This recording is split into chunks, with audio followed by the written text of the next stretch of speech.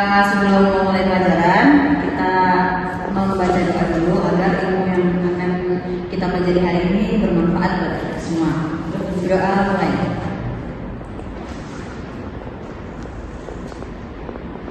Doa selesai. Oke, langsung saya absen aja ya di sini. Nabilah Karimah hadir guru. Terus Nila Hafidah hadirah ibu guru.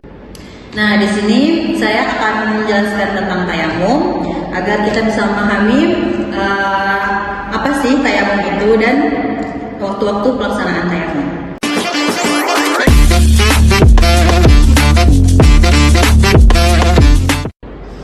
Nah, di sini dari teman-teman sendiri ada yang tahu nggak tayamum itu apa sih? Coba yang tahu mana? Aku bu guru. Ya, ayo. Itu kita wudhu pakai buku. Ya, jadi tayamum itu salah satu pembagian wudhu ya. Kalau tidak ada air atau kalau mau ambil air itu juga susah gitu loh. Jadi kita menggunakan tayamum. Nah, di sini ada niat tayamum. Ada yang tahu? Nggak ada. Oke, kita tulis ya. Jadi di sini niat tayamum itu nawaitu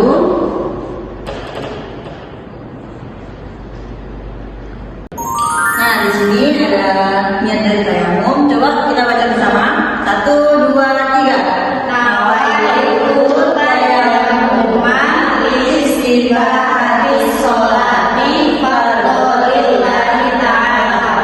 Ya, terus di sini ada 5 syarat untuk kita bisa untuk bisa mengganti wudhu ke tayamum. Nah, 5 syarat itu apa aja sih?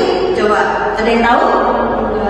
Ya, di sini yang pertama itu ada pada saat waktu masuknya sholat. Jadi kalau seumpama waktu masuk sholat itu udah mulai, terus kita kayak mepet gitu, kita boleh menggunakan tayamum. Kalau seumpama airnya itu kalau mau ngambil jauh banget, jadi malah takutnya masuk ke waktu sholat yang setelahnya nanti. Nah, yang kedua itu ada bahaya. Jadi contoh nih, kita mau ngambil air di sana atau dalam keadaan kita lagi di gunung gitu ya. Airnya tuh agak jauh. Terus kalau kita mau ngambil ada macan atau singa, itu udah mangkring di situ nungguin. Nah, kita boleh tayamum. Terus yang ketiga di sini tuh ada air yang sangat terbatas. Nah, seumpama kita tuh ada air nih, tapi kalau dibuat bersuci, dibuat wudhu itu kita nggak cukup buat minum. Jadi kita harus mengutamakan yang untuk minum itu buat kita sendiri dulu gitu. Terus yang keempat ada sulitnya menggunakan air. Jadi pada saat kita mau wudhu gitu ya, mau ngambil air itu kayak tadi jauh banget. Aduh gimana ya kalau ke sana nanti pokoknya sulit itu atau bisa yang sakit gitu, sakit kalau pakai air nanti sakitnya makin parah kayak gitu. Terus yang terakhir yaitu yang benar-benar memang nggak ada air gitu ya, jadi kita boleh menggunakan tayamum. Nah, di sini saya ada 2 permasalahan. Yang pertama itu ada anak yang lagi kemah di gunung. Nah, dia itu mau wudhu.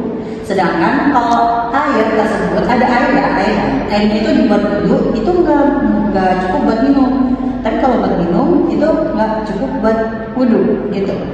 Nah, yang kedua ada temennya itu sakit, dia punya luka basah gitu. Kalau kena air, luka itu nggak akan kering dan akan makin parah. Nah, di sini yang pertama akan saya kasih ke Nila Hafidah, dan yang kedua akan saya kasih ke Nabilah Karimah. Coba dari masing-masing kalian jawab ya. Tuh. Ayo, Nila, coba jawab dari yang pertanyaan nomor 1. Jadi pertanyaan nomor 1 tadi ya Ibu ya, dia punya air tetapi dia ingin berwudu. Nah, kalau air itu untuk berwudu pastinya dia tidak bisa minum. Nah, itu bisa lebih baik dia gunakan air itu untuk minum buat dia nanti ke depannya. Nah, dia bisa menggunakan tayamum untuk sholatnya. Begitu saja. Ya, terima kasih.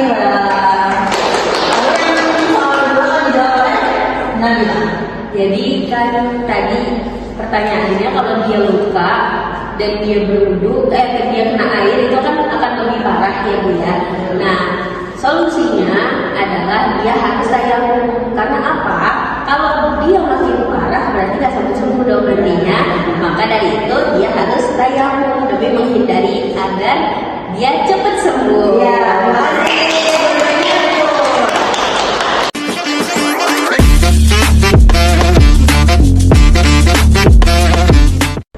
Oke, jadi teman-teman semua udah pada paham ya tentang materi tayamum. Kalau gitu nanti kalau pas di rumah kalian harus baca-baca lagi ya biar lebih paham lagi dan biar kalian juga nggak gampang lupa gitu sama materinya. Oke, kalau gitu untuk kelas hari ini saya tutup dulu ya.